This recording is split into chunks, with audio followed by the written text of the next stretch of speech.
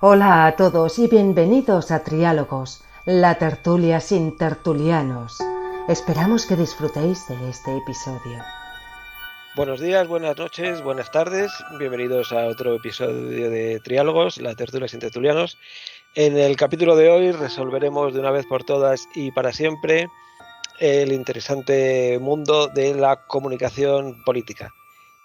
A quien no le suene qué es la comunicación política, que no se preocupe porque vive inmerso permanentemente en los efectos de la comunicación política. Es completamente imposible pasar 24 horas inmune a sus efectos, porque de eso se encargan los profesionales contratados por los distintos partidos políticos. De hecho, un partido político en sí mismo, que es sino una organización de comunicación por tierra, mar y aire, en este momento, especialmente en el mundo de las redes, desde los bots rusos o chinos hasta los twitters oficiales de cada protagonista político y, por supuesto, sus gabinetes de comunicación y sus asesores que se encargan de inducir a cada medio a reflejar cada día la consigna conveniente, y más en estos últimos días que hemos vivido las convenciones de PSOE y PP y también aquel acto singular de Vox, no sé si se puede llamar convención o asamblea, pero bueno, cada uno hace lo que puede y nosotros lo que hacemos siempre para aprender y enterarnos es hablar con quien sabe más que nosotros. Y en este caso hemos hablado, que mejor dicho, vamos a tener la suerte de hablar con Rafael Sánchez. Él es doctor en periodismo y autor de libros como El mitin en España, de la Plaza de Toros a la señal institucional, así como el control audiovisual de las campañas electorales. Y de todo esto y mucho más ha venido hoy a hablar con nosotros Rafael Sánchez. Muy buenas, Rafael, ¿cómo estás? Hola, bien, buenas tardes, encantado de estar con vosotros. Pues cuéntanos, haznos si quieres una introducción al asunto de la comunicación política y a partir de ahí vamos tirando el hilo y sacándote jugo. Pues muy bien, bueno, la comunicación política podríamos decir que está siempre de actualidad, pero quizá lo está especialmente en los últimos tiempos, ¿no?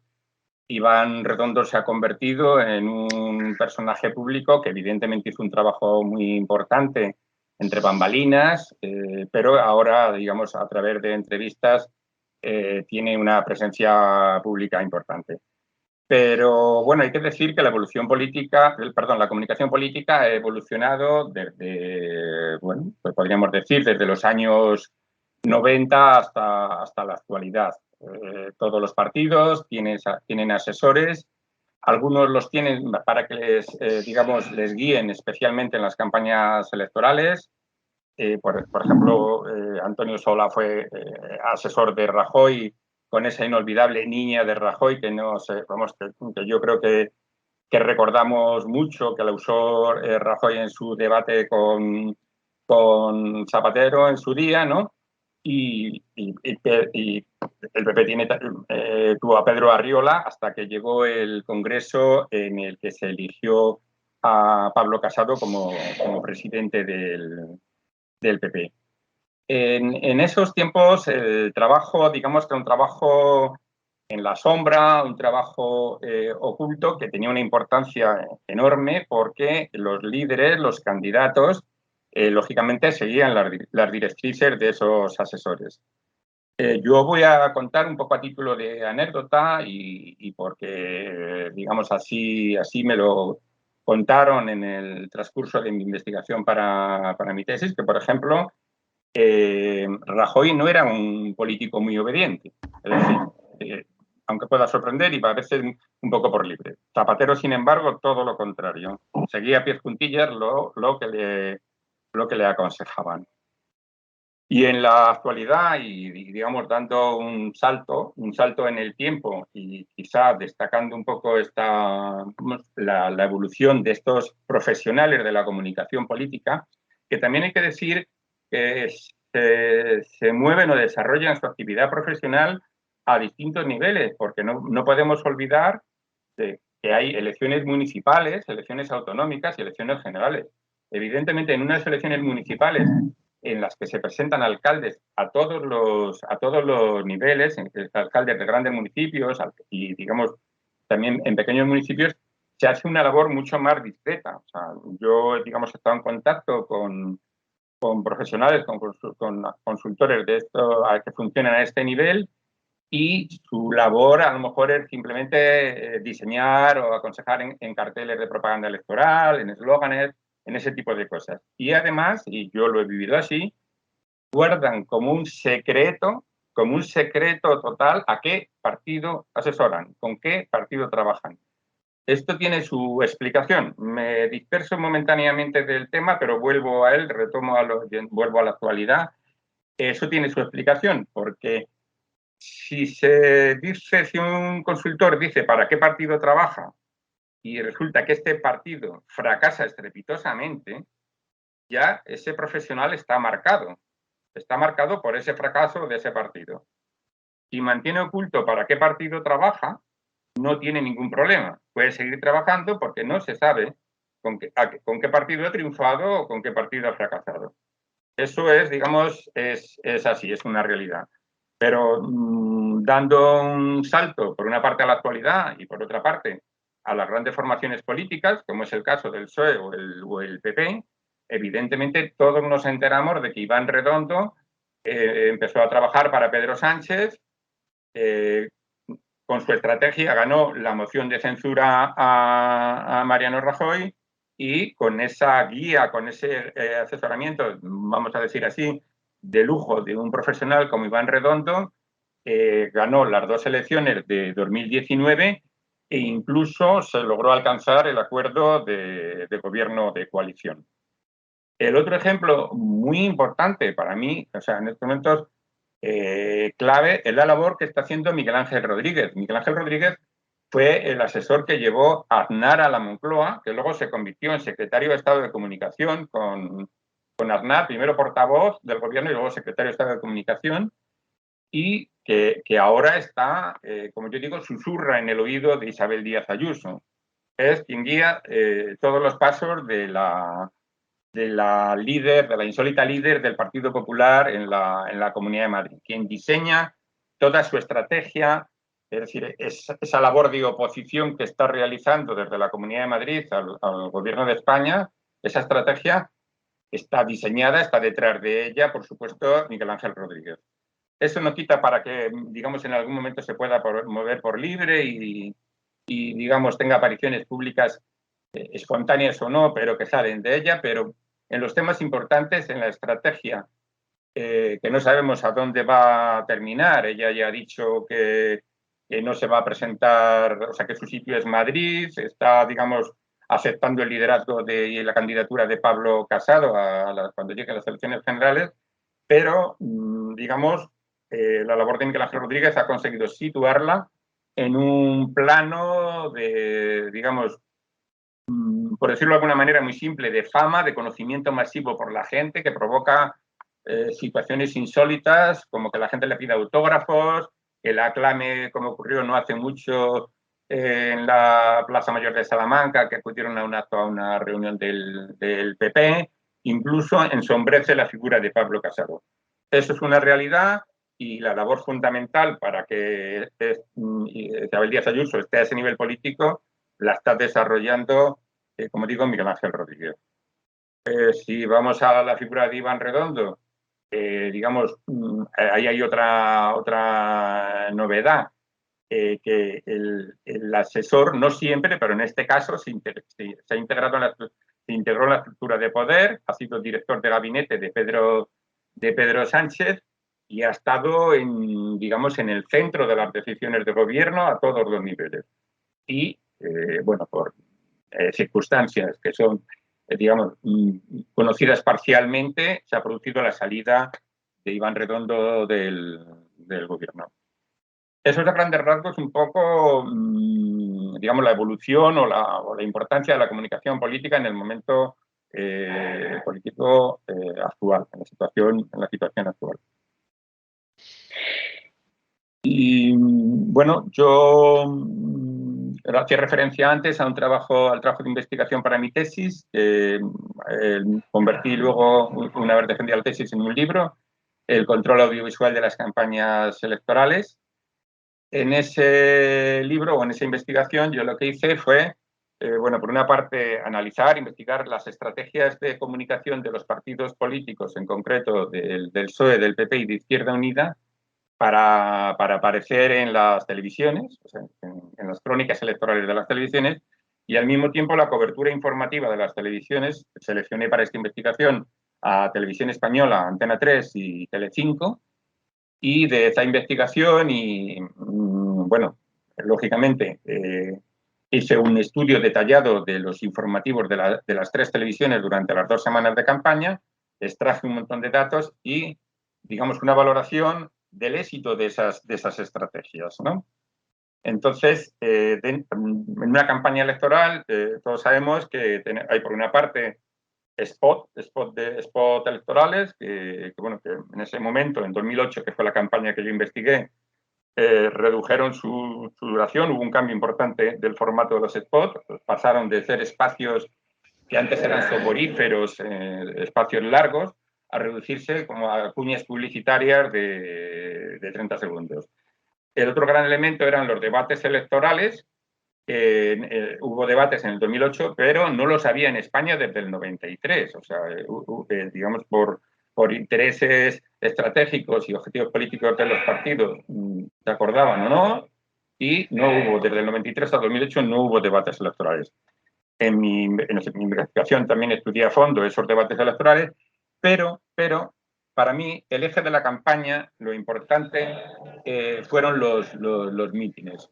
Entonces, los mítines, más allá del mítin como evento político, a partir de 1995, incorporan una herramienta fundamental, que es la señal institucional. Es realmente equipos de televisión propios, contratados por los partidos, en concreto por el PSOE y por el PP. El PSOE inició esto en 1995 y el PP en el 96. ¿En qué consistía esto? Tenían sus propios equipos de televisión, como digo, entonces grababan el mitin, hacían planos muy realizados, muy calculados del candidato cuando estaba hablando, y en especial cuando lanzaba el mensaje clave de esa jornada de campaña. Evitaban planos negativos para el partido, como pudiera ser gente durmiendo durante el mitin, gente dormida. También tenían estrategias para evitar que aparecieran espacios vacíos. O sea, lo que sacaban siempre eran aforos llenos, aunque hubiera zonas vacías. Incluso lo resolvían a veces colocando una valla para reducir el espacio. En fin, una serie de estrategias. Otra que también es más o menos conocida es el sistema de luces para avisar al candidato cuando estaba una televisión conectada en directo, y no solo eso, sino qué televisión concreta estaba conectada. De manera que, según la televisión que estuviera conectada, variaba su mensaje, su discurso, y lo planificaba, lo lanzaba, teniendo en cuenta el perfil de la audiencia de esa televisión. En eso el que era un gran experto era Zapatero, que bueno, tenía una capacidad enorme para dar un giro brusco a su discurso y pasar hablando del tema que fuera al que interesaba difundir en esa jornada de campaña, y colaba el mensaje. Podríamos extendernos mucho en esto, pero prefiero pasar y simplemente decir que ese descubrimiento de la importancia del meeting, de esas estrategias, a mí me llevó, yo el libro de la tesis lo publiqué, bueno, en el 2014, me surgió la idea o la necesidad de investigar cómo había evolucionado el meeting en España desde la Segunda República hasta la actualidad. Cerré ese libro en la campaña de las elecciones andaluzas de 2008, o sea que cubro la etapa Segunda República hasta, 2018, y analizó cómo fue, o sea, un recorrido histórico sobre cómo fue evolucionando el meeting en esta etapa de, digamos, de la historia de España, ¿no? Y bueno, esos son mis dos trabajos, mis dos libros, que bueno, para mí fue un placer tanto el trabajo de investigación, en el caso del primer libro, y también lo mismo, pero ya con un aspecto, digamos, más histórico. De hecho, mis fuentes fueron historiadores además especializados en esta etapa de la historia de España, y que, bueno, me dieron referencia sobre todo a la parte de Segunda República. Y además, este libro en concreto del Meeting, yo estoy especialmente satisfecho porque cuando empecé a investigar me di cuenta de que no existía ningún libro que de manera monográfica hablara del Meeting. Aparecían referencias a los mítines en otros libros de historia, en multitud de tesis doctorales, pero no existía ningún libro dedicado de forma concreta, específica y monográfica al mitin. Y así me lo reconocieron. Fue algo que yo no me esperaba cuando me surgió esta idea, pero que luego, vaya, modestia aparte, me dio especial satisfacción el poder aportar con este libro, con este trabajo, pues bueno, toda esa información que yo fui recopilando. Entonces, Muy bien, bueno, pues tenemos más que suficiente para haber centrado el asunto. Vamos a presentar a los muchachos y vamos a ir haciendo unas rondas de preguntas. Tenemos en Madrid a Juan Elías. Muy buenas, Juan. Buenos días, buenas tardes y buenas noches a nuestros oyentes y un saludo muy especial a nuestro invitado Rafael Sánchez. Muy bien. Y también en Madrid, Gonzalo G. Carrascal. Buenas, Gonzalo. Tienes micrófono apagado, pero le va a dar. Disculpad, Ahora. ¿qué tal? Buenas tardes, muchas gracias y bueno, bienvenido y por supuesto deseoso de escuchar todo lo que Rafael quiere contarnos y desde luego de un tema enormemente interesante. Y yo mismo, Miguel Pérez de Lema, controlando el tráfico aéreo. Y si queréis hacemos una ronda en el mismo orden en el que os habéis presentado, Juan, Gonzalo, y luego hago yo una pregunta. Rafael, ¿quién tiene la mejor comunicación política en España y quién tiene la peor en la actualidad? E históricamente incluso, ¿quién la ha tenido, quiénes son mejores, los del PSOE o los del PP con la comunicación política? bueno, me alegro por una parte el matiz que incorporar de históricamente, ¿no? De históricamente. A ver, yo pude descubrir, hablo del 2008, que el BP primero contaba con más medios, más profesionalizados y que el PSOE. Por ejemplo, doy datos que están recogidos en el libro, el control audiovisual de las campañas electorales.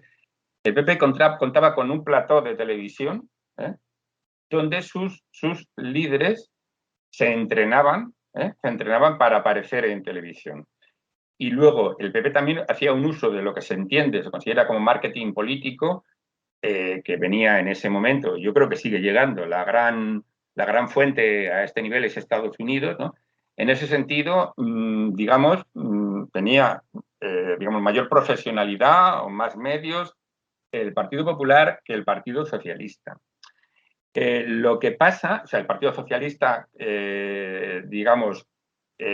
tenía en su sede pues, equipos, por ejemplo, para hacer entrevistas de radio desde la propia sede.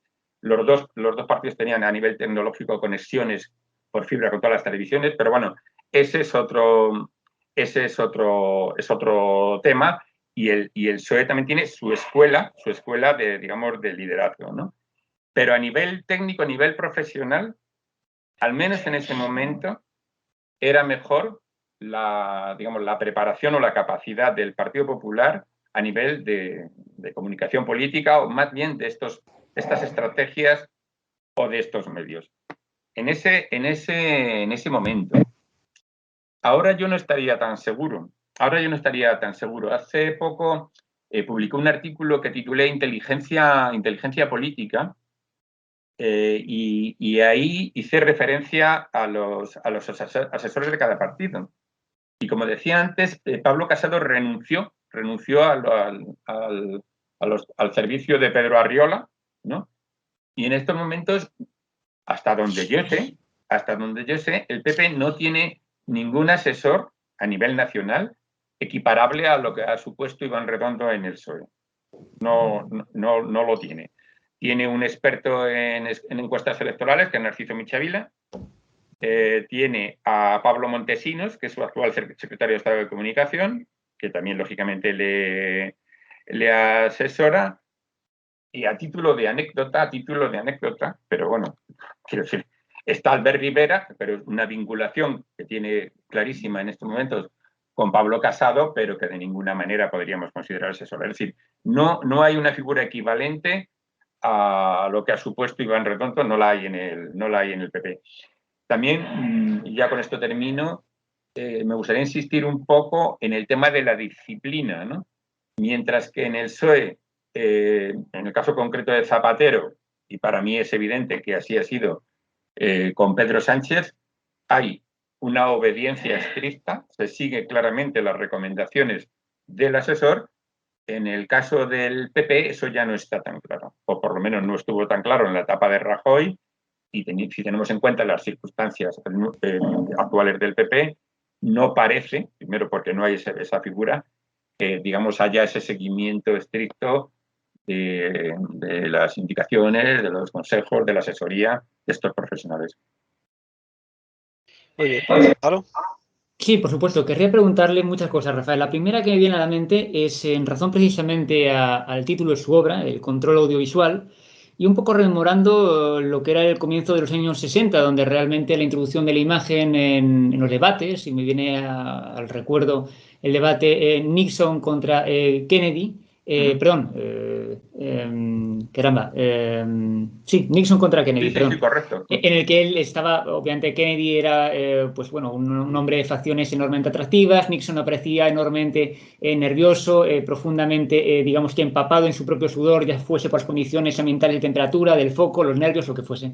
La verdad es que al final, aunque fue también retransmitido por radio, aquellos que tuvieron la opción de poder, digamos, seguir el debate por vía audiovisual, por televisión, está claro que consideraron que Kennedy fue realmente el presidente in pectore, por haber demostrado realmente una proyección de imagen mucho más potente y mucho más sólida.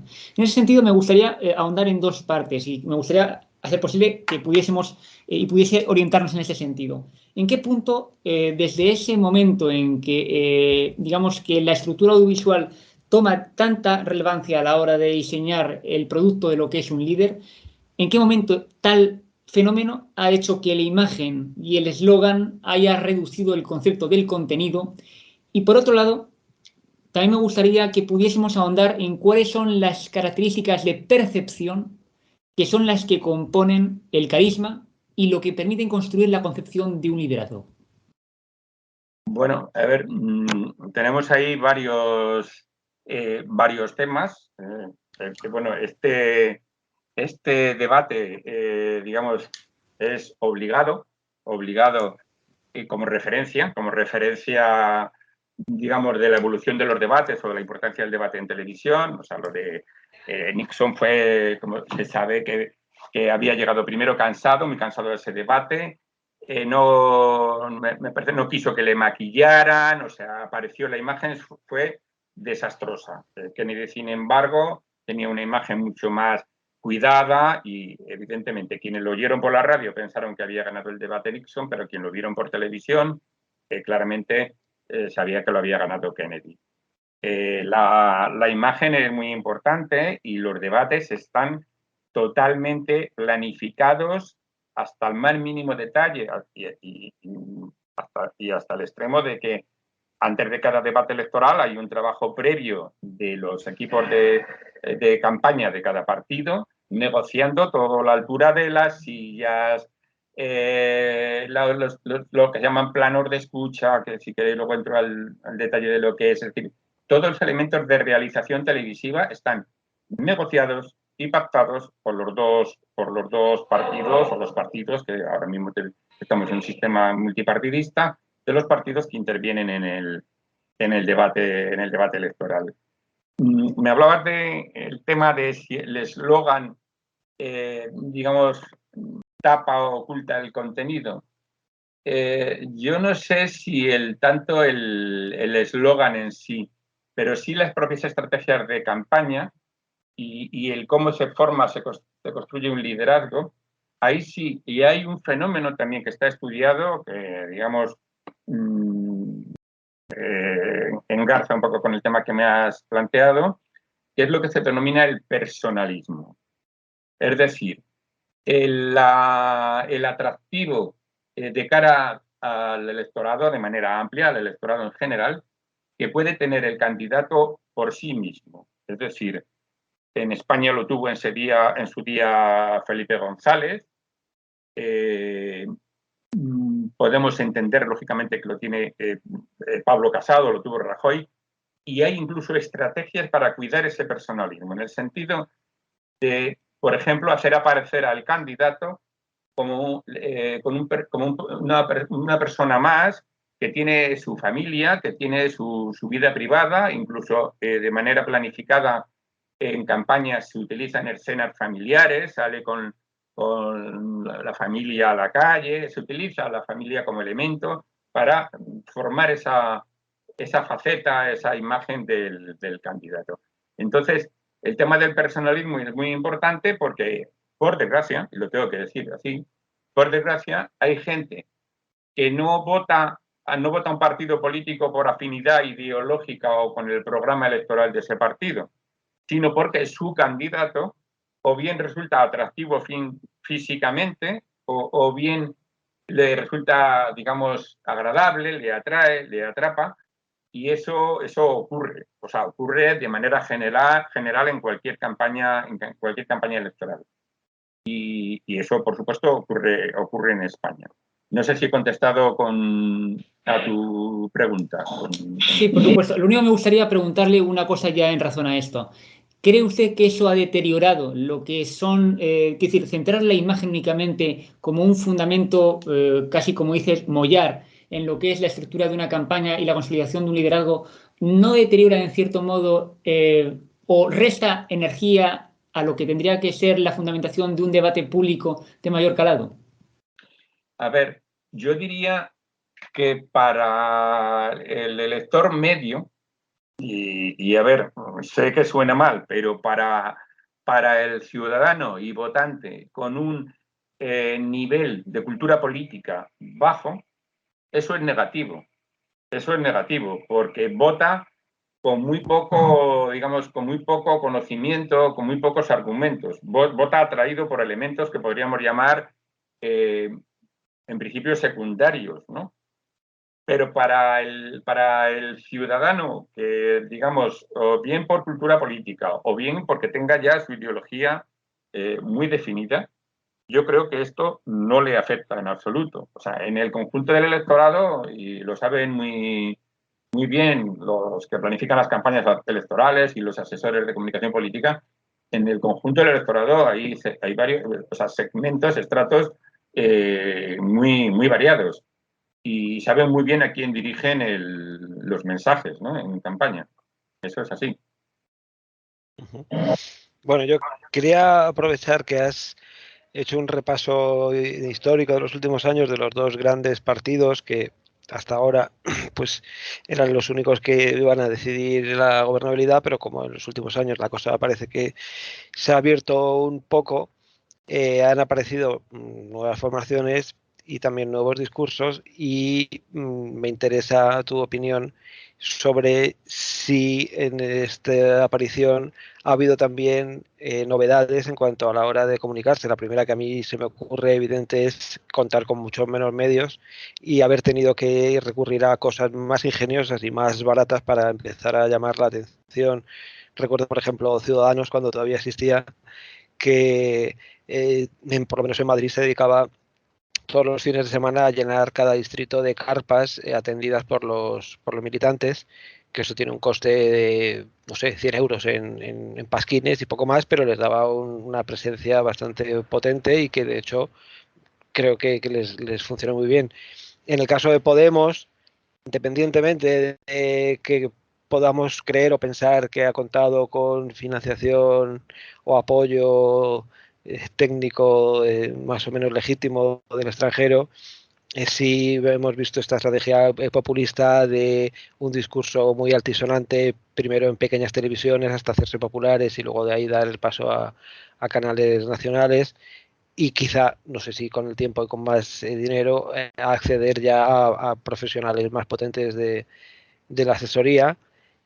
Y finalmente el caso de Vox, que a mí me resulta muy singular porque me parece que sí que tiene una estrategia muy diferenciada, quizá porque sabe que no le van a dar el mismo espacio en los grandes medios, pero hace cosas muy peculiares como esta que hizo en IFEMA el otro día, que viéndolo uno no sabía qué era, pero sí que es verdad que bueno, que había mucha gente real que venía de toda España y parecía que se lo pasaban muy bien y conseguían dar la imagen que ellos querían a los interesados.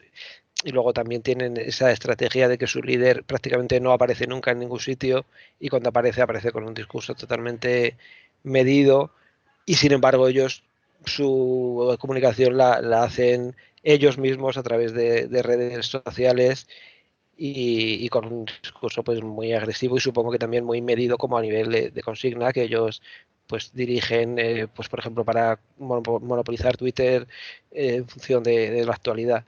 Y no sé si a ti en tu estudio te ha dado tiempo a llegar a estos partidos nuevos y en todo caso, ¿qué ves de distinto en ellos? Bueno, ahí son muchas cosas.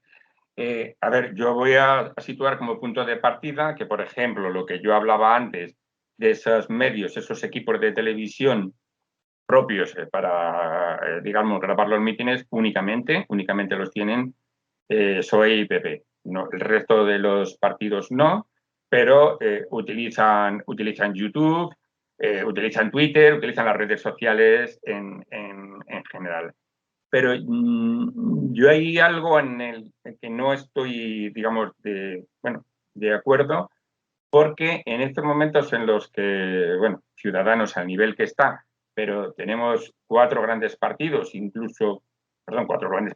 cuatro partidos, cada uno con su presencia, ¿no? Y con su, digamos, apoyo parlamentario, la aparición, especialmente en televisión, digamos, aunque sea proporcional, pero la tienen todos. O sea, los líderes de Vox aparecen en televisión, entrevistados, con lo que se denominan totales, aparecen cada 2 por 3. Por supuesto, Inés Arrimadas, o sea, la presencia de Ciudadanos es importante. En cuanto a la televisión, por tanto, no hay gran diferencia. Lo que es la actividad, lo que podríamos denominar la actividad diaria, la actividad cotidiana, la generación de noticias, no hay gran diferencia. Han mencionado a Vox y a un acto concreto de Vox y en general la actividad política de cara, no quiero usar un término peyorativo, pero bueno, a tener mucha presencia en los medios, o sea, va a ser peyorativo, coloquial, armar ruido, pues Vox lo hace muy bien. Lo hace muy bien porque monta lo que podríamos denominar tranquilamente auténticos circos políticos, auténticos espectáculos. Hay mucha gente que va atraída por la figura de Abascal, ¿no? Por supuesto van sus votantes, ¿no? E incluso me pareció leer, no sé si fue en este acto de IFEMA, pero han llegado, que eso es insólito, han llegado a cobrar, ha habido gente que ha pagado por Sí, en este se cobraba así. Cobraban. O sea, eso es inaudito. O sea, eso no ha ocurrido nunca, ¿no? Entonces, son diferentes estrategias. Y, por ejemplo, en el caso de Podemos, a ver, es que Pablo Iglesias es un experto en comunicación política, tanto por su formación académica, su propia tesis doctoral, o sea, tiene por supuesto, su equipo, pero él mismo tiene conocimiento suficiente y lo ha demostrado para sus apariciones en televisión, primero en la sexta noche, que todo el mundo dice que para él fue una plataforma ideal para darse a conocer, como en general. O sea, Pablo Iglesias es su propio estratega, ¿no? Entonces, en estos momentos que ya no estamos desde hace tiempo, desde 2014, ya no estamos en el bipartidismo, o sea, que tenemos la presencia de 4 partidos, digamos que para mí la gran diferencia o la única diferencia es que cuando llega una campaña electoral, el PSOE y el PP difunden en las televisiones su señal institucional, tienen sus propios equipos, los tienen, pero hay un dato también que hay que añadir. estos equipos de televisión propios los utilizan no solo en los mítines, los utilizan en su actividad política diaria. Porque hay, por ejemplo, cuando vemos declaraciones desde las sedes de cada partido político, ahí hay un equipo de televisión, un realizador, y está todo perfectamente cuidado. ¿Qué diferencia hay? Que cuando hay una campaña, tienen un equipo, contratan unos equipos televisivos mucho más grandes, o sea, y diferentes tipos de cámaras y tal, pero en la actividad diaria tienen a sus profesionales de televisión que están trabajando, tienen un jefe, tanto el PSOE como el PP, tienen un jefe, un responsable de realización, que trabaja todo el tiempo, no solo en campañas electorales. Y la realización de cualquier acto, ya no solo mitin de campaña, cualquier evento político es sofisticada. Y eso está controlado totalmente por los partidos. Entonces, en resumen, yo veo la diferencia clara con esa falta de medios, a ese medio de equipo de televisión propio que no tiene ni Podemos ni Ciudadanos, y pueda tener, por ejemplo, Más Madrid, que es el otro partido, pero quitando eso, digamos, tienen en los medios una presencia importante, evidentemente proporcional y sobre todo, y hasta donde llega el criterio periodístico y en la información política, yo creo que debería de primar mucho más el criterio periodístico y mucho menos, pues la manipulación informativa o el sesgo en la información, ahí no hay, digamos, no hay problema. Aparecen si son noticia. Si no son noticia, no aparecen. O sea, si hay un motivo periodístico para entrevistarle, para que aparezca en un espacio informativo de televisión, está Pedro Sánchez, está Pablo Casado, está Inés Arrimadas o está en estos momentos, qué sé yo, Yolanda Díaz, quien corresponda, según el tema. Muy bien. Pues nos aparece en la pantalla otra de nuestras caras habituales, aunque como viene con el pelo corto y sin gafas, no estoy seguro si es él o su primo. ¿Eres Pablo Dopico o quién eres? Un espontáneo. Encantado de veros a todos de nuevo. Y por supuesto de saludar a nuestros oyentes y de estar con Rafael. Gracias por introducirme, Miguel. Y yo quería formular una pregunta a Rafael en relación a lo que ha comentado Miguel. Bueno, más bien siguiendo la línea, no estrictamente relacionado con eso. Pero venía a preguntar qué piensa usted, en tanto que habitualmente se hace referencia a cómo en ciertos partidos hay asesores que tienen más poder que los propios políticos que luego salen en televisión. ¿En qué medida esta relación se produce en los partidos de la nueva política? ¿En qué medida se puede decir que el asesor es el subordinado del político o viceversa? Sobre todo si tenemos en cuenta ciertos partidos que en los últimos años, como usted ha indicado y Miguel también ha mencionado, partieron de una base mínima a nivel económico, se han forjado a sí mismos, pues desde Vox a Podemos o Ciudadanos han venido forjándose a sí mismos sin ese poder económico detrás que podían tener el PSOE y el PP, ese músculo financiero, que supongo que también ese crecimiento financiero habrá venido acompañado con la llegada de asesores que no estarían en un principio. Entonces, ¿hasta qué punto en ese tipo de partidos se establece una relación entre el asesor y el político en el que uno tiene más poder que el otro, o si en estos nuevos partidos el líder, digamos, o las figuras principales siguen llevando la voz cantante del discurso del partido? Bueno, a ver, yo tengo muy claro, de ninguna manera el asesor puede estar por encima o tener más poder que el líder. Es evidente que visto desde fuera, y además ha hecho muy visible, ¿no? En el caso de Iván Redondo, parecía que era un personaje todopoderoso, tenía mucho poder. Pero por encima del asesor está el político. está el presidente del gobierno, está el líder de la oposición. De ninguna manera va a estar nunca por encima el asesor. Vuelvo a hacer referencia a un artículo, como decía antes, que publiqué hace poco, que lo titulé Inteligencia Política, ¿no? Y en este artículo reconozco que un poco a nivel especulativo, pero yo tenía motivos para afirmar que hay decisiones, estrategias, que las decide el político, el líder político, el presidente del gobierno, Pablo Casado, Isabel Díaz Ayuso, que las deciden por su cuenta. Y yo ahí recojo incluso ejemplos concretos que pueden ilustrar esto. O sea, es verdad que tienen a su asesor, en el caso de Iván Redondo está muy claro, y además éxitos tan importantes como ganar una moción de censura, que la estrategia la diseñó él.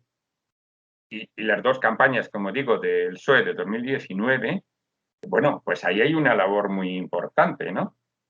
Pero la decisión final, por supuesto, la toma el político. Pero voy a poner un ejemplo para mí muy claro, de decisiones o de cosas que las hace, o en este caso en concreto, Pedro Sánchez, al margen de su mítico, de su emblemático, de su poderoso asesor. Para mí un ejemplo claro fue lo que ocurrió con Afganistán, con el rescate en Kabul por la salida de Kabul de españoles que permanecían allí, de afganos que habían cooperado con el ejército español. En ese momento, esa crisis, que fue una crisis importante, tanto el PP como Ciudadanos la quisieron aprovechar para desgastar la figura de Pedro Sánchez, en el sentido de Pedro Sánchez está de vacaciones, debería de aparecer públicamente, dar explicaciones, o sea, estaban exigiendo una presencia pública, una comparecencia de Pedro Sánchez para que diera explicaciones, para que diera la cara. ¿Para qué? Clarísimamente, para aprovechar esa crisis, esa situación política, para desgastar la figura de Pedro Sánchez. ¿Qué es lo que hizo? ¿Qué es lo que hizo? Gestionó, que coordinó la labor de los ministerios implicados en este tema, se logró sacar hasta que, digamos, se llegó a la fecha de cierre que había establecido los talibanes de que ya no podía salir nadie más del aeropuerto de Kabul, y cuando esa operación ya estuvo encarrilada, ya estuvo en un punto, digamos, de absoluto control, se organizó un acto en la base aérea de Torrejón, en la que vino la presidenta de la Comisión Europea y bueno, el presidente de otro, no recuerdo el nombre, o sea, un acto con las autoridades de la Unión Europea en la base de Torrejón y con presencia de Pedro Sánchez, en la que todos fueron beneplácitos, todos fueron felicitaciones a Pedro Sánchez. De ahí salió lo de España ha demostrado que es el alma de Europa. Entonces fue una comparecencia que, de cara a la opinión pública, que fue muy positiva, evitó el desgaste, la erosión que pretendían tanto el PP como Ciudadanos, y esa gestión de esa crisis, yo estoy convencido de que fue una decisión tomada por Pedro Sánchez. Puedo equivocarme, pero yo creo que fue una decisión tomada por él. Y de la misma manera, en el caso de Ayuso, yo en ese artículo ponía como ejemplo cuando hubo esa manifestación de protesta en Colón con el tema de los indultos, de la concesión de los indultos a los procesadores del proceso, fue cuando Ayuso soltó esa perla de que Pedro Sánchez estaba implicando al rey, metiendo al rey por medio de la concesión de los indultos porque tenía que firmarlos, utilizó eso y fue aquello, o sea, marcó agenda, se convirtió en noticia. Entonces, hay decisiones que yo estoy convencido que la toman directamente los políticos al margen de sus asesores. Pero eso no quita para que evidentemente tengan poder, influencia, porque si no, no estarían ahí. Pero de ninguna manera, al menos en mi opinión, están por encima del político. Muy bien, pues vamos a seguir con otra ronda. Si quieres, Juan. Rafael, de Iván Redondo, ¿cuánto hay de mito y cuánto hay de realidad? O sea, ¿es tan bueno como nos dijeron? ¿Es una leyenda autoconstruida? Perdón. Es evidente que es bueno. Es evidente que es bueno. Eso no lo duda nadie. Dicen que los grandes errores los ha cometido después de salir de Moncloa. Pero no hay leyenda. O sea, es decir, ese hombre tiene, por méritos propios, prestigio demostrado, claramente demostrado. A ver, no conocemos todos los detalles de las estrategias, pero está todo medido. Y eso procede, los consultores políticos, los asesores, tienen una formación muy amplia, muy extensa en diferentes campos, ¿no? Entonces, eso, digamos, en general, o sea, tienen mérito, prestigio propio, y se me viene a la cabeza un ejemplo que lo demuestra todo. El que creó la idea de la famosa niña de Rajoy, un consultor con presencia, su actividad fundamental está en Sudamérica, pero en este caso trabajó para el PP, es Antonio Sola. Yo estuve en un congreso de la organización de la que hablaba antes, de ACOP, de la Asociación de Comunicación Política, y ahí intervino Antonio Sola y contó lo siguiente. Contó que él consiguió en Haití, que un rapero, que son desde luego respetables, como cualquier otro ciudadano, llegara a ser presidente de Haití. Yo creo que esto lo dice todo. Es decir, conseguir que alguien que por sí mismo no habría políticamente, si hubiera hecho la campaña por libre, no habría llegado a ninguna parte, conseguir que llegue a ser presidente de un país, me parece que ahí, o sea, el mérito del asesor es incuestionable, ¿no? Entonces, si volvemos al caso de Iván Redondo, para mí está muy claro. ¿Qué es lo que ocurre? Pero esto ya es un tema al margen, un tema aparte. Que, digamos, bueno, no sé si la expresión adecuada, se pasó de frenada, es decir, que quiso tener más poder del que le correspondía. Y además, hasta donde yo sé y por todo lo que he leído, uno de los motivos por los que por los que Iván Redondo salió del gobierno fue porque en el PSOE no veían bien esa influencia, esa presencia tan importante en el gobierno de Iván Redondo. No lo veían bien. O sea, había críticas procedentes del propio partido, al margen, que eso lo ha explicado él públicamente, el que en un momento dado se sintió marginado, que es otra prueba más de que no tiene poder para todo, se sintió marginado de decisiones tomadas en el PSOE, como fue la moción de censura en Murcia, y bueno, con la unión de todos estos motivos llegó el momento de su salida. Luego, resumiendo, concretando, tiene poder y tiene prestigio propio, pero digamos hasta un determinado nivel. ¿Gonzalo? No, me ha recordado precisamente una serie francesa, precisamente sobre los expertos en comunicación política.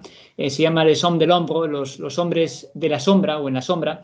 Y quería preguntarle, ¿hay mucha diferencia cultural en términos de lo que es la composición de liderazgos y construcción de candidatos entre las diferentes culturas europeas, entre los diferentes países, o todo tiende hacia una homogenización en términos de procedimientos, de metodologías, de recursos a la hora de poder construir esa imagen y consolidar precisamente pues, ese principio de carisma o de liderazgo?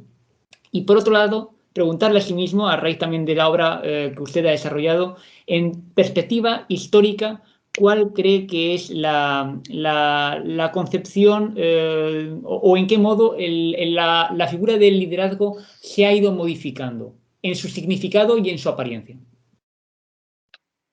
Bueno, a ver, Tengo que decir, yo no tengo un conocimiento exhaustivo de cómo es la formación del liderazgo en otros países. Sí hay, digamos, motivos y información para pensar que en el ámbito europeo no hay grandes diferencias. En lo que es los países de habla hispana, los países sudamericanos, ahí el tema es diferente. Y además se utiliza mucho.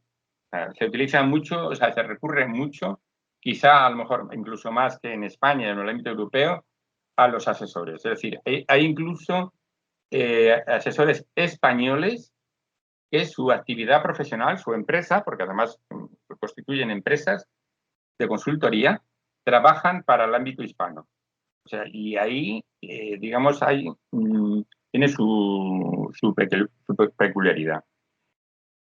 Pero lo que es en el ámbito europeo no hay grandes diferencias. Las campañas electorales son similares, se dirigen a vamos, con las diferencias que puede haber entre cada país, a nivel cultural, a nivel industrial, a nivel económico, pero son diferencias que no son muy apreciables. Luego, en ese sentido, yo creo que está un poco está homologado. Y perdone, si me puede repetir la última pregunta. Sí, por supuesto. Era en relación precisamente a su obra sobre lo que es la visión, digamos, de perspectiva histórica de lo que es el proceso de construcción del liderazgo o de la forma con que la propia comunicación política ha ido modificando la apariencia de lo que es un líder y el significado que éste tiene en términos de símbolo o en términos de contenido. Bien. Yendo en concreto al libro en el que hice ese recorrido histórico sobre la evolución del mitin en España, sí que hay una cosa clarísima, y además a mí me surgió desde el minuto 1. Yo, de hecho, titulo el libro El mitin en España, de la Plaza de Toros a la señal institucional. ¿Por qué? Porque la Plaza de Toros para mí era todo un símbolo, porque era el escenario en la etapa de Segunda República, y ha seguido siéndolo, pero de una manera diferente. O sea, se han hecho grandes mítines en plazas de toros, y hasta el extremo que llenar la Plaza de Toros era una referencia. Me voy a aparentemente salir del tema, pero voy a volver a él enseguida. Porque, a ver, con una evolución clarísima de los mítines ha sido en el sentido de que ha ido disminuyendo la presencia de gente en los mítines. O sea, se ha pasado de mítines en los que podía haber 25.000, 30.000 personas, incluso en campañas electorales de la etapa democrática, a los mítines a partir de 2014, cuando ya se acabó el bipartidismo, en los que llegar a 10.000 personas era ya todo un éxito. Y, qué sé yo, llenar la Plaza de Toros de Valencia, que se ha vuelto a utilizar además recientemente, pues hubo un momento en campañas, pues por ejemplo la del 2015, por poner una, que era todo un reto, y bueno, incluso había un cierto miedo por parte de los candidatos, de los equipos de campaña, a elegir como escenario del mitin una plaza de toros, y no digamos un campo de fútbol. Pero vuelvo al tema. En la etapa de Segunda República, en esos mítines importantes que se hacían en las plazas de toros, en el caso de Madrid, en la plaza de toros de las Ventas, primero en la anterior a las Ventas y luego en las Ventas, ahí lo que primaba, lo que había en esa etapa, y era clarísimo, eran grandes oradores. Grandes oradores. O sea, por ejemplo, Azaña fue un gran orador, y había gente que iba a sus mítines no tanto por afinidad política, sino atraídos por su oratoria. Pero hablo ahí sí que hubo mítines digamos, hay sobre el mismo mítin cifras que varían, pero se hablaba de 300. Hubo un mítin en concreto en el campo de Canillas, o sea, en los años 30, al que fueron como 300.000 personas. O sea, entonces, ahí, en esa etapa, estaba el líder, pero estaba el orador. O sea, la gente iba, como decía antes, atraídos por su oratoria. En la etapa democrática, grandes oradores, bueno, ha habido diferencias. Evidentemente, por ejemplo, Felipe González fue un gran orador y atraía también por su propia oratoria, pero nada comparable históricamente con la etapa de la Segunda República. Luego, digamos, un gran cambio es ese. La oratoria está vinculada a esa etapa histórica. Sin embargo, en la actualidad no podemos hablar de atracción del líder o de capacidad de liderazgo por la oratoria. Podemos hablar de otras cosas. Podemos hablar del tema que decía antes del personalismo, de las estrategias actuales de los equipos de campaña, de los grandes asesores, pero no podemos hablar de que la gente vaya atraída por la oratoria de los grandes líderes candidatos. A mí se me ocurre una pregunta con un poco de salseo, a lo mejor, no sé si te apetece meterte ahí, y es, como ya has comentado, quiénes pueden ser los super cracks de este oficio, y que son además gente popular y que en sí misma se han hecho su propia carrera y han acabado trabajando para su propia imagen, como este que ha salido del PSOE. ¿Podrías ayudarnos a señalar grandes errores que han dado al traste con una campaña de comunicación o que al menos no han ayudado? A mí así, en la historia reciente se me ocurre, por ejemplo, la super campaña de Todos contra Ayuso, que finalmente sirvió para hacerla mucho más popular, como hemos visto. Aquello de la foto de Colón, que podría tener su sentido o no, pero se usó también en contra de los que fueron, que resultó nefasto. No sé, incluso nos podemos ir a la época de la OTAN sí, OTAN no, cómo se movió cada uno en ese. No sé si tú tienes algún caso o varios de claro error de cómo no, y que supongo que además sirve para aprender dentro del oficio, decir, mira, acordaros de aquella campaña, esto no se debería haber hecho de esta manera. ¿Cómo lo ves? Ya, sí, has puesto ejemplos muy claros. Lo que pasa es que yo creo que habría diferenciar error político y de error de estrategia. Parece lo mismo, pero no lo es. Lo de la foto de Colón, ¿no? La foto de Colón fue un claro error político que perjudicó especialmente, nadie lo duda eso, perjudicó especialmente a Ciudadanos. O sea, fue el gran error de Ciudadanos. En ese momento, ocurrió lo de Manuel Valls, ¿no? Que Manuel Valls, que en ese momento estaba vinculado a Ciudadanos, iba a ser el candidato a la alcaldía de Barcelona, fue a ese acto, pero en ningún momento subió a la tribuna y apareció públicamente al lado de los líderes de la extrema derecha, de Santiago Abascal. Lo evitó claramente. Y eso ha sido un error, porque la prueba evidente es que lo ha utilizado el PSOE hasta la saciedad como referente. A mí se me ocurre, he hablado antes y bueno, recurro de nuevo al mismo ejemplo. Estuvo diseñado por alguien tan brillante como decía antes, como Antonio Sola, pero para mí lo de la niña de Rajoy consiguió que se hablara del tema, pero al mismo tiempo fue algo que sirvió para ridiculizar en ese momento a Rajoy. Fue algo que yo recuerdo, yo estaba viendo el debate y me quedé alucinado, o sea, me desconcertó totalmente. ¿A cuento de qué viene esto? Porque se notó claramente que Rajoy lo soltó porque le habían dicho que tenía que soltarlo, que tenía que decir eso, pero fue algo que no le dio ningún resultado. Y encima, para colmo, lo utilizó luego en algún mitin de la propia campaña de 2008. O sea, que sí, que claro, he puesto ejemplos muy claros de que han sido de errores. Puede haber más. O sea, bueno, y lo de la Comunidad de Madrid. Ahí sí, pero ahí hay una cosa importante. Iván Redondo lo avisó. O sea, dijo claramente, primero dijo que que las posibilidades de ganar en Madrid, él hablaba de un 1%.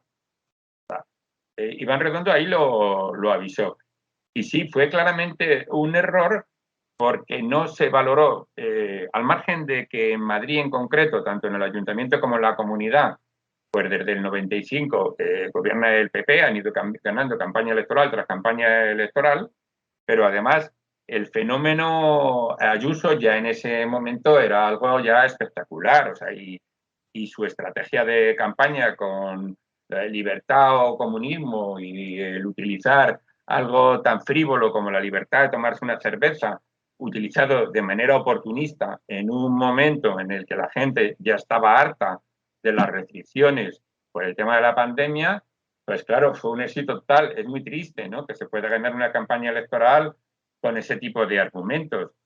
Pero, digamos, el liderazgo bueno, tan peculiar que ya tenía en ese momento Ayuso, llevaba a pensar que ese contraeslogan de todos contra Ayuso, o sea, o democracia o fascismo, estaba abocado al fracaso, claro. Entonces, sí, totalmente. O sea, ejemplos clarísimos de fracaso y probablemente haya más a otros niveles. O sea, yo ahora mismo reconozco que no se me ocurre así. Sí, yo quería ampliar la pregunta con otro ejemplo que no se me ha olvidado ponerlo antes, que me interesa casi más. Y después le damos la palabra a Pablo, que quiere también preguntar. Y es cuando, porque no deja de ser un vendedor, en el buen sentido de la palabra, el líder político que está transmitiendo un mensaje fabricado que, aunque se corresponda con sus ideas y sus proyectos, no deja de ser un guión que hay, es decir, un señor que tiene que decir algo que le dicen que diga, y tiene que haber una mínima buena actuación, pero también un buen encaje entre el discurso y lo que se puede decir, es decir, que el guión sea bueno y sobre todo que sea verosímil y creíble. El ejemplo de la niña Rajoy es el ejemplo perfecto de algo que el mismo Rajoy tenía cara de decir, pero ¿por qué me hacen decir esto? Y a mí siempre me llamó la atención en la época de consecutivos errores catastróficos de Ciudadanos, una persona como Albert Rivera, que cuando él era espontáneo en el Parlamento de Cataluña era brillante y se ganó la atención de todo el mundo, luego no sé en qué manos cayó, pero no era alguien especialmente dotado para los golpes de efecto, que realmente conseguía que todo el mundo se quedara con la boca abierta y lo comentara, pero lo comentara burlándose, porque el mismo Rivera no conseguía creerse el mismo lo que estaba diciendo o haciendo. Me acuerdo que a veces salía con un mapa muy grande, una vez salió con una piedra, otra vez me acuerdo aquello de escuchan el silencio, era muy malo el guión y además él lo hacía muy mal. A lo mejor es que no lo había ensayado o no se atrevía a decirle al que le decía que lo dijera, oye, mira, esto yo no lo puedo, no funciona. Entonces, no sé si tiene que ver un poco con lo que preguntó Pablo antes, si puede haber en algún caso esta cosa tan prefabricada de un líder que tal cual se lo ponen y lo tiene que soltar aunque no le esté beneficiando. Ya. Bueno, a ver, en el caso concreto de Albert Rivera, con riesgo de equivocarme, lo asumo, pero yo creo que era de su cosecha, ¿eh? Sí. Yo creo que era de su cosecha. Es decir, los numeritos que montaba en los debates electorales, ¿no? Eran suyos. Y, disculpa, estaba haciendo memoria mientras me hacías la pregunta. Yo hay otro tema que traté en otro artículo que era el de la mentira política, el uso de la mentira, o sea, y sobre todo el acusar a los demás de mentir. Y en un debate en el que estaba Albert Rivera, termina de hablar Pedro Sánchez y va y dice, ha terminado usted de mentir y ahora me toca a mí. O sea, cayó en su propia trampa, ¿no? Entonces, digo que con riesgo de equivocarme, pero yo creo que son de su cosecha. Y el gran error para mí, el gran error de Albert Rivera es que en lugar, bueno, digamos que Albert Rivera yo creo que ha sido uno de los políticos en la etapa reciente que ha cometido, en mi opinión, más errores, pero errores muy graves que han llevado a su partido a a donde está ahora mismo. Pero Albert Rivera, por ejemplo, mantuvo durante bastante tiempo un discurso de bloqueo, de negativa a negociar nada con el PSOE, cuando hablaba de aquello de la banda de Sánchez, ¿no? La banda de Sánchez lo utilizó no sé cuántas veces, o sea, el recurso al pacto con los partidos separatistas catalanes, con Podemos, o sea, se metió en una posición política y en un papel con el que pretendía convertirse como en líder de la oposición y, digamos, superar a Pablo Casado. O sea, quería aparecer él como líder de la oposición, cosa que no consiguió. Y luego el gran error que cometió en la etapa que hubo desde las elecciones de abril de 2019 a las de noviembre, ahí Albert Rivera perdió una oportunidad preciosa de haber llegado a algún tipo de acuerdo, algún tipo de apoyo para la investidura de Pedro Sánchez. Se habrían evitado las elecciones de 2019 y habría mantenido, digo de memoria, me parece que tenía 50 y tantos escaños. O sea, que es decir, tenía un apoyo parlamentario importante y habría habido ahí un pacto de investidura y el panorama político habría sido diferente y la presencia de Ciudadanos, desde luego, se habría mantenido. Sin embargo, su actitud cerril, bueno, solamente en el último momento y a la desesperada, se ofreció para llegar a un acuerdo con Pedro Sánchez, pero en unas condiciones que él sabía de antemano que no se iban a aceptar. Pero quería aparecer como diciendo, no, yo lo he intentado, pero sabía que no, o sea, que lo que él estaba planteando con los condicionantes que él lo planteaba no iba a llegar a ningún lado, no lo iba a aceptar Pedro Sánchez. Se repitieron las elecciones y fue su gran fracaso político. Y yo creo que, desde luego, los ejemplos que hablabas antes de la intervención de Albert Rivera en los debates, yo me inclino a pensar que eran de su cosecha, ¿no? Luego, que puedo equivocarme, no tengo datos que lo avalen fehacientemente, pero yo creo que eran de su cosecha. Bueno, se me olvidaba citar también aquel último glorioso vídeo final del perro Pecas, pero bueno, para no hacer más sangre, vamos a dejar que Pablo haga su pregunta. Sí. Gracias, Miguel. La pregunta que yo quería formularle a Rafael en relación a la respuesta que le ha proporcionado antes a Gonzalo tiene que ver con precisamente la diferencia de oradores que a menudo se comenta entre el pasado y ahora, y a veces se hace perdón, y disculpadme si esto se ha mencionado antes de que yo llegase, porque ahora tengo miedo, con cada pregunta que hago tengo miedo de que ya se haya comentado, pero en caso de que así sea, por favor, cortadme enseguida. A menudo se comenta que en el pasado, y de hecho usted lo ha mencionado, había grandes oradores y se hace el contraste con la situación actual, donde los discursos a menudo parecen bastante menos memorables de lo que podían ser antes. ¿Considera usted, Rafael, que eso tiene que ver con una ausencia de oratoria en el debate público, quiero decir, de grandes oradores, porque sencillamente no existen y esa etapa ya pasó? ¿O es que sencillamente los partidos han decidido prescindir de ese tipo de comunicación política para centrarse en otros aspectos, digamos, más directos, más sencillos y en otros aspectos quizá menos memorables? Bueno, vamos a ver, la oratoria es una herramienta muy importante y, evidentemente, digamos, si en la etapa actual hubiera grandes oradores, digamos, el éxito de partidos concretos con un líder con una gran capacidad oratoria sería mayor. Pero hay que decir, a ver, ahí hay que decir algo. Vamos a ver, yo voy a decir una cosa que puede sorprender.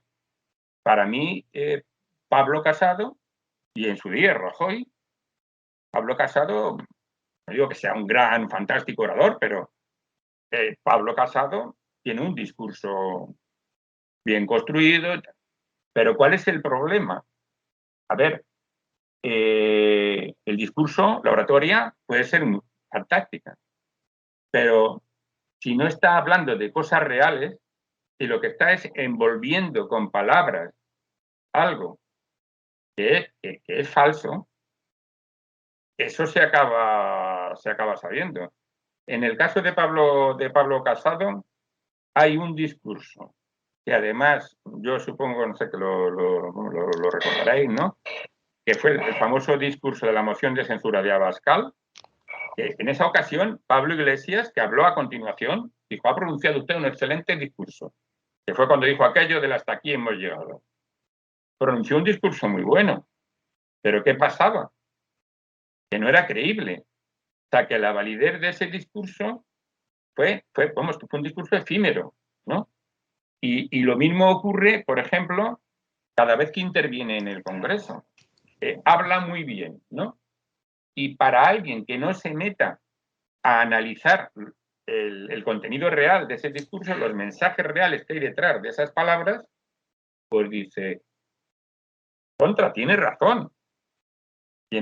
O sea, las grandes acusaciones, las grandes críticas catastrofistas con la pandemia de forma que era de escándalo, era vergonzosa, cuando se utilizaban los muertos, el debate sobre si estaban mintiendo con el número de muertos, si ha destruido puestos de trabajo, la ruina económica. Es decir, se pueden pronunciar discursos muy brillantes, desde un punto de vista formal, fantásticos, impecables, pero alejados de la realidad, es decir, discursos en los que se está mintiendo.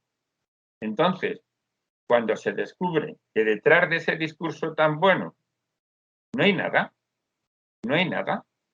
o lo que hay son falsedades, entonces eso no tiene al final ninguna eficacia política. Puede convencer, no digo que no, pero puede convencer a lo que, como siempre, a los ya convencidos. Es decir, los partidos políticos que con sus discursos, con sus mensajes, con sus apariciones en televisión, convencen a los ya convencidos y, por ejemplo, cuando hay determinados, no voy a entrar al detalle, canales de televisión que se han convertido, canales públicos que se han convertido en altavoz político del partido que gobierna, pues eso sirve para, digamos que para muy poco, sirve para eso, para convencer a los ya convencidos, pero ahí no hay crecimiento electoral, de ahí no viene un aumento de votos cuando llegan las elecciones. Luego, por tanto, podríamos decir que sigue habiendo buenos oradores, pero que sus discursos no son reales. En la etapa de Segunda República, esos discursos tenían un contenido filosófico, no hablaban directamente en términos, o sea, como en términos estrictamente políticos o de campaña electoral. Hablaban de filosofía, hablaban de cómo era la sociedad de entonces, del analfabetismo, de la pobreza, hablaban de cosas reales y además muy bien. Con lo cual, había una doble influencia. La influencia de la buena oratoria, la influencia del discurso y la influencia de que ese discurso hablaba de cosas reales. Pero ahora, cuando en muchas ocasiones se defiende lo indefendible y se acusa con falsedades, el discurso queda precioso, pero acaba demostrándose que es falso, que no es válido. Esa es mi opinión. Gonzalo. Sí, por supuesto. Quería preguntar, me ha venido a la mente el día de 2017 en que el señor Macron llegó a la presidencia de la República Francesa, en la explanada precisamente del Louvre, con la pirámide de Mitterrand de fondo, y durante su discurso hubo un momento en el que se refirió a aquellos votantes, bueno, pues Marine Le Pen, que habían, bueno, pues se habían quedado por detrás en lo que eran los comicios. Hubo un ligero abucheo de personas que formaban parte de aquellos que estaban presenciando el discurso, digamos, prepresidencial de victoria de la campaña, y él los acalló, diciendo no, ellos son tan ciudadanos franceses como cualquiera de los que estamos aquí, y en todo caso nuestra responsabilidad es intentar hacer desde nuestro gobierno, de ahora en adelante, hacer sentir que ellos son tan representados en la presidencia que yo haga como cualquiera de vosotros, y conseguir que ellos sean, por tanto, en el futuro, dentro de 5 años, cuando acabe el quinquenio, votantes de esta fuerza y no de la contraria. Me viene por contra lo que es la voz en off o ese pequeño petit comité que hubo entre el presidente Zapatero y creo que recordar al señor Gabilondo, en el que lo que hablaban es, a lo que parece que nos interesa es crispar la situación, tensarla.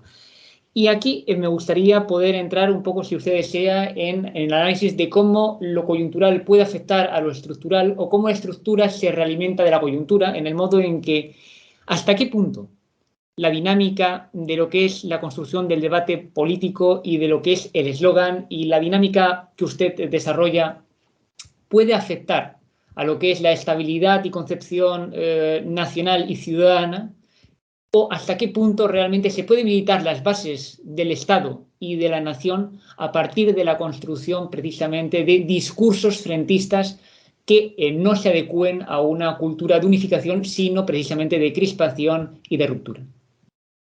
Ya. Bueno, vamos a ver. A mí el término crispación, que además se ha usado mucho y se usó en concreto en la campaña de las elecciones del 4 de mayo de la Comunidad de Madrid, a mí me parece que hay que cogerlo, digamos, con más relativismo. O sea, yo no le concedería tanta importancia, ¿no?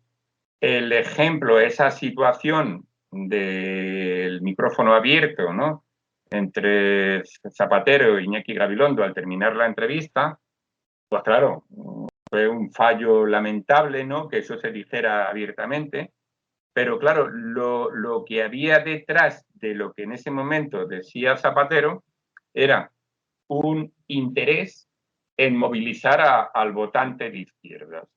Es decir, hay que crispar, hay que buscar más, como no sé exactamente las palabras, el enfrentamiento, tenemos como que haya más chispa, más chicha, por decirlo en términos sencillos. Lo que buscaba era potenciar la participación. Es así. Que eso, una vez que digamos, que se sabe, ¿no?, y que, bueno, alguien pudo decirlo, pudo verlo, jo, nos están haciendo trampa, nos están manipulando, quieren provocar artificialmente esta crispación, este enfrentamiento. Eso evidentemente afecta negativamente, ¿no? Afecta negativamente. Pero esa crispación no es tan exagerada como nos intentan vender. Yo no veo, ocurrió en la campaña de, como decía, de la Comunidad de Madrid, que había ese enfrentamiento entre los dos bloques, entre lo que representaba Ayuso o en el otro extremo lo que representaba Pablo Iglesias, pero yo creo que son, digamos, evoluciones naturales o situaciones naturales.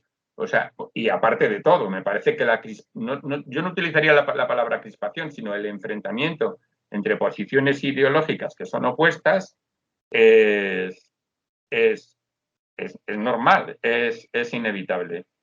La referencia al discurso de Macron, ¿no?, me parece que me decía, ¿no?, a mí me parece excelente. O sea, es decir, yo desconocía eso.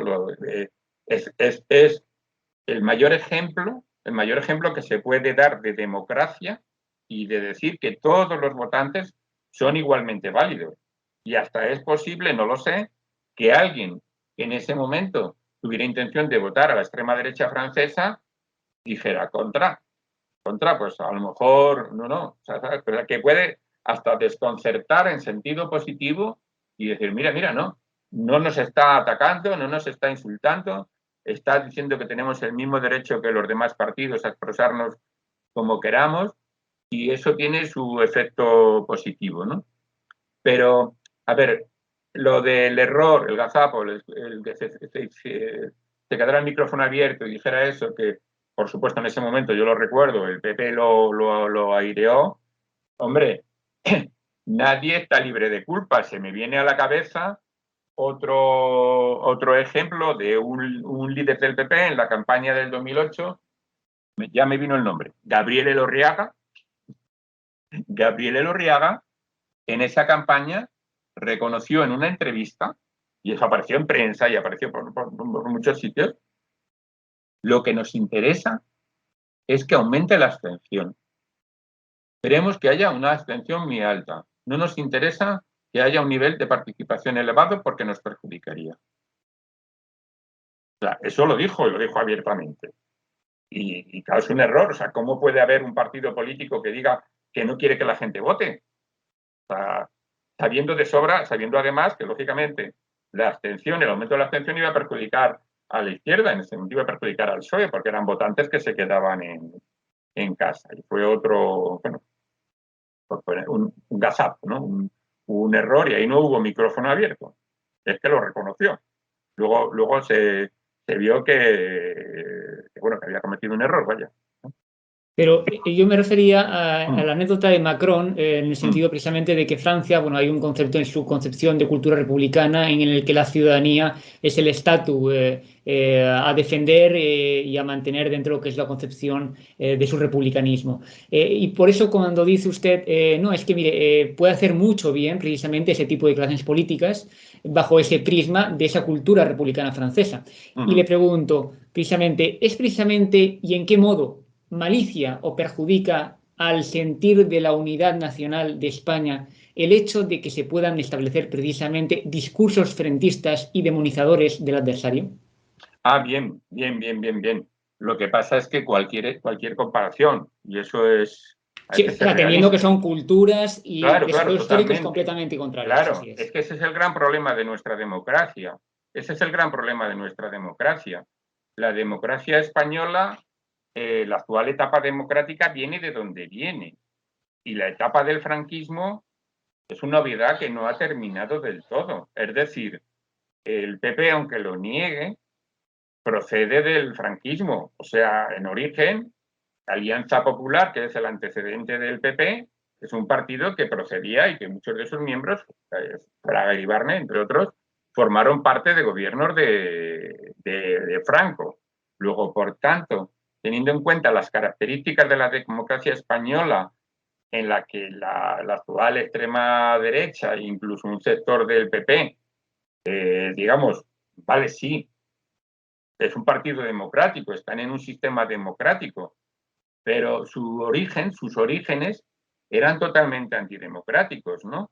Y la extrema derecha española, o sea, Vox utiliza la democracia, evidentemente, porque le permite tener la presencia parlamentaria que tiene y llegar, no sabemos, ojalá, pues llegar al poder, porque pueden llegar en algún momento, ¿no? Entonces, sí, son culturas totalmente diferentes y quizá un discurso como el de Macron aquí sería impensable. Otra cosa es que se respete y que evidentemente con la ley en la mano tienen la mismísima libertad de expresión Vox a la extrema derecha, que la tiene el PP, que la tiene el PSOE la puede tener la extrema izquierda. La misma libertad de expresión. Pero los orígenes de la derecha y de la extrema derecha en España, digamos ya, o sea, están marcados por esos orígenes. O sea, por tanto, sí, no se puede establecer, está clarísimo, no se puede establecer un paralelismo, y ese discurso, tal cual, fue posible en Francia, pero aquí sería, digamos, impensable. Sería un poco impensable, sí. Bueno, el pasado en España al final siempre pesa más que el futuro. Pues hasta aquí yo creo que hemos llegado al turno de preguntas. Si nadie tiene ninguna que se le haya quedado en el fondo del corazón, que tiene pinta de que no. Y nada, un minuto de gloria, que decimos cada uno lo que nos ha parecido y le dejamos a Rafael que diga la última palabra. Si queréis, seguimos con el turno y que diga Juan lo que quiera. Yo agradecer a nuestro invitado su presencia, hemos aprendido muchísimo y ha sido una charla interesantísima. le invitamos a que vuelva en el futuro a hablarnos más específicamente de sus libros, que hoy los hemos tratado muy por encima. Muy bien. ¿Y tú, Gonzalo? ¿Tu minuto de gloria? Pues obviamente darle las gracias a Rafael, nuestro invitado. De verdad que nos ha esclarecido muchas cosas y ha sido realmente muy instructivo. Así que, por supuesto, extiendo la invitación de mi compañero Juan a que pueda en un futuro volver nuevamente a contarnos tanto sus libros como los eventos políticos que puedan desarrollarse en el futuro. Muchas gracias. ¿Y Pablo, o el actor que hace de Pablo? Bueno, yo también ofrezco el tercer agradecimiento de parte del grupo de estos triálogos para Rafael por su presencia aquí y la interesantísima discusión que hemos tenido con él.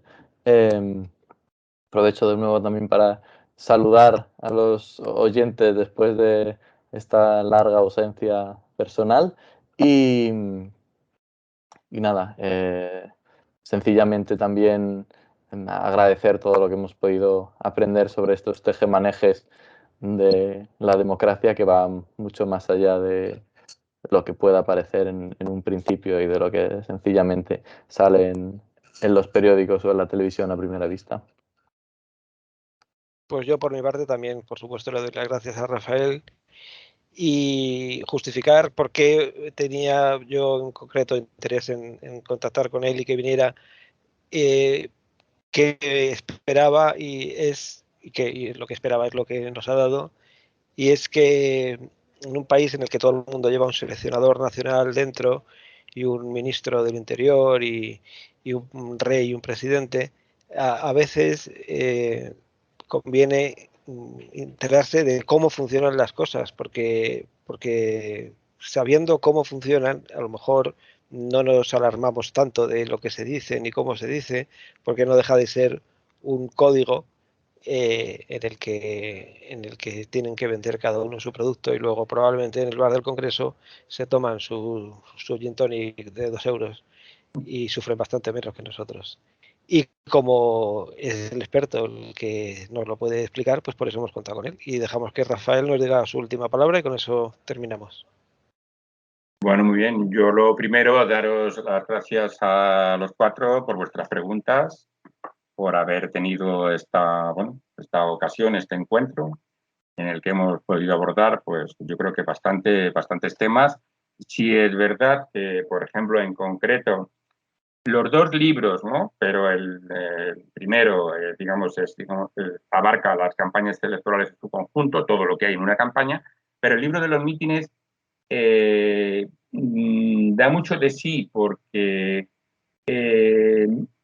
detrás de los mítines, de las estrategias, hay muchas cosas, ¿no? O sea, muchas cosas que la gente no sabe, de los propios mensajes, de cuándo se dicen, de cómo se dicen, mucho. Entonces, bueno, pues estoy, por supuesto, abierto a, cuando queráis, volver a tener un encuentro similar y abordar más en profundidad pues el tema de este libro, que, como digo, puede ser muy útil porque hay una cosa que a mí me parece clave, y es que la gente sepa lo que hay detrás de las palabras de los políticos, detrás de las apariciones en televisión, detrás de todo el escaparate que podemos ver tanto en campaña electoral como fuera de campaña. Y a mí me preocupa esto especialmente por una cosa que es muy triste, muy lamentable, pero que es la realidad actual en España. El nivel de cultura, el nivel de conocimiento político. Iba a decir tanto, yo diría casi especialmente en la juventud. O sea, yo no voy ahora, digamos, a poner ningún ejemplo, pero yo he sido testigo del nivel de desconocimiento tan grave, tan grande, que pone los pelos de punta. Entonces, para mí está clarísimo, a mayor cultura política, a mayor nivel de conocimiento de lo que hay entre bastidores, lo que hay entre bambalinas, de lo que se esconde, de lo que está por detrás, yo creo que si eso si aumentara, la calidad democrática sería mucho más grande y, por descontado, el resultado de las elecciones sería diferente. Y es triste decir esto, y con esto ya termino, si pensamos que llevamos, pues a ver, 24 y 21, 45 años de democracia, más o menos. Es preocupante, ¿no? Porque en los años 70, en los años 80, pues podríamos pensarlo. Pero en el mundo de Internet, de las redes sociales, de la cantidad de soportes informativos que tenemos, que el nivel de cultura política sea tan bajo, es preocupante y es triste.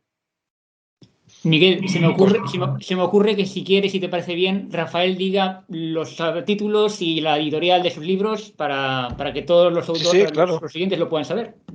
Claro.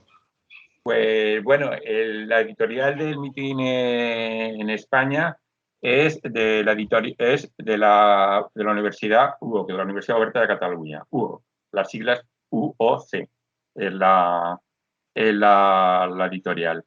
Y el control audiovisual de las campañas electorales, si me disculpáis un momento, porque... Sí, está haciendo a la estantería. Ha sido una especie de lapsus. Lo publiqué en Fragua. Sí. En Fragua. Son las dos editoriales.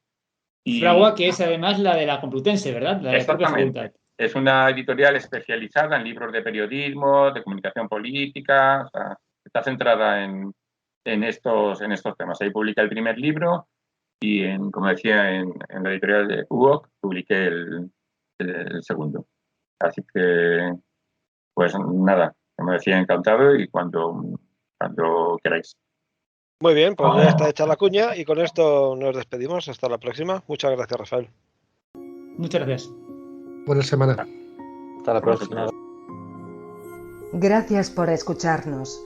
Si te ha gustado este episodio, puedes seguir escuchándonos en iVoox cada semana. Hasta la próxima.